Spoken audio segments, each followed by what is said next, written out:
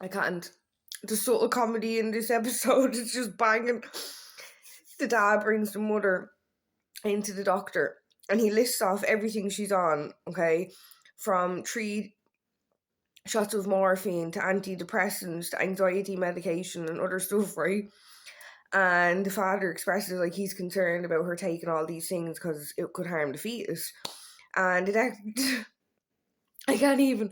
And then the doctor says, calm down. And then the mom turns around and goes, I just want to know what would cause all this chemically. Like, bitch, what? Like, are you for real? Like, clearly you're taking all these things. Like, woo. I'm going to get back into it. I take back what I said earlier. The real victim here is his dad. The real victim here is Jeffrey's father. And that's all I can say for now. What I meant is Jeffrey's dad was the first real victim here in all this. Because the mom was the way she was when she was pregnant. And then Jeffrey turned out to be the way he was. So the dad's a victim. Like a psychological victim. And then obviously like the mother was doing whatever was going on with her, which probably made him a victim there in that sense as well. So the very first victim here was the father. And then after that, the mother's and father's relationship victimized Jeffrey. And then it was just like a domino effect. This is why it's so important to heal yourself before you have children. So in this episode, we're at the part where his dad is showing him how to fish. And they have this like awkward conversation about men and women, what goes on. And he asks Jeffrey, like, do you like anybody? And he's like, no, I'm not really into any of the girls. And then his dad proceeds to show him how to behead a fish and gut it. You know, I have to say that his dad really had an impact on him. But I don't think it was the way his father would have wanted him to have an impact on him.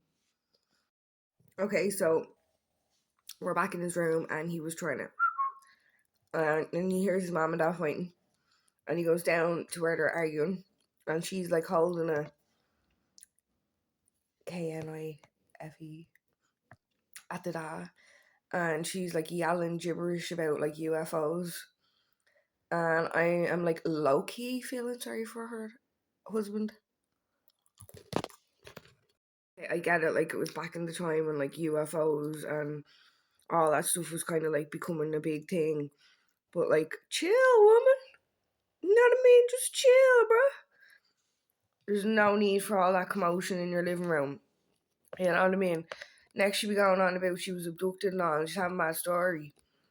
Well, I'm hoping not, like, you know what I mean? Because we're keeping it real here. But if that's the case, and I'm not dissing anybody who thinks they're abducted, you know what I mean? Everybody believes what they believe and so forth and so on. But at the same time, it's like, just live your life. It doesn't really matter. Okay, so he went back into his room and got off on Squishy. That's the best way I can put it.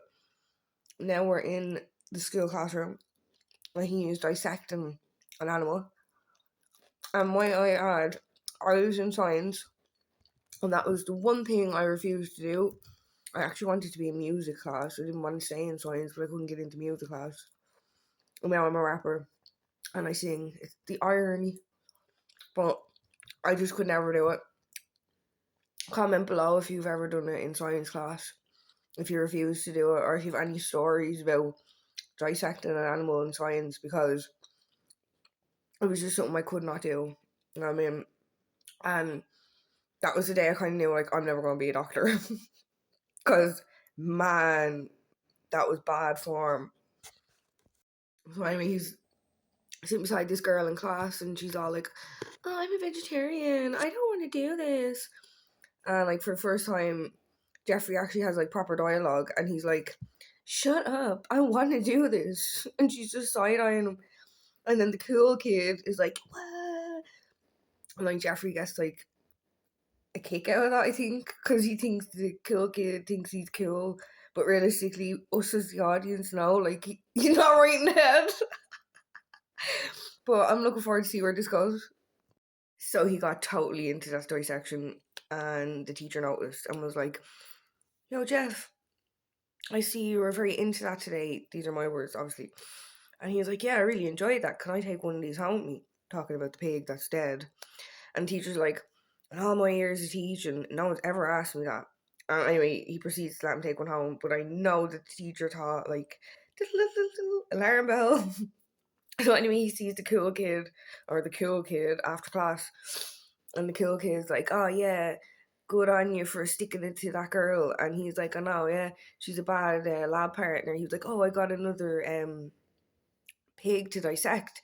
Do you want to come over to my house and dissect it?"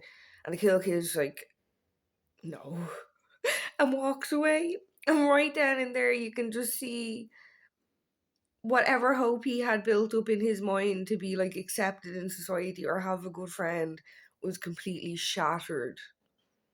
Just shattered. Then and there. So now we're after seeing the parents are after getting divorced and Jeff is 17 and they just slid in his brother, which is called David. He hasn't been seen in episode 1 or 2, no mention about him. They just kind of like slid that in there. But unfortunately the divorce went through and the mom got custody of the young lad David and obviously Jeff because he was 17. And like just the whole dynamic really hurts me because there is really good parents out there that are male and they're really good father figures, and then like the women kind of like take the children away and use them as a form of a weapon. And I kind of felt like that's where this was going. And I was just like, that's bad, you know what I mean? So yeah, still low key feel sorry for that. So now we're back home and Jeff still has the pig, of course, in his backpack. And the dad's basically saying what happened. And Jeff was like, "Can I still stay here?" And his dad was like, "We'll figure that out." And then his dad goes, "What's that smell?" And Jeff was like, "Oh, we were dissecting a pig. It's a carcass." And then his dad goes, "Keep that up." And I'm just like, "What?" Like, I know he doesn't realize what he's saying to him because, like, it's meant to be like an innocent thing that you do in school, but like, what? Like, who wrote this? Like, because I'm like, the dad's really being portrayed as the pinnacle of everything. Like,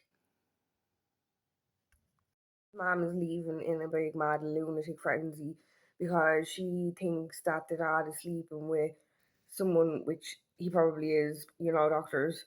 And then she proceeds to scream in his face, Jeff's face, all the years you were doing them projects with the animals, you never once asked me for help.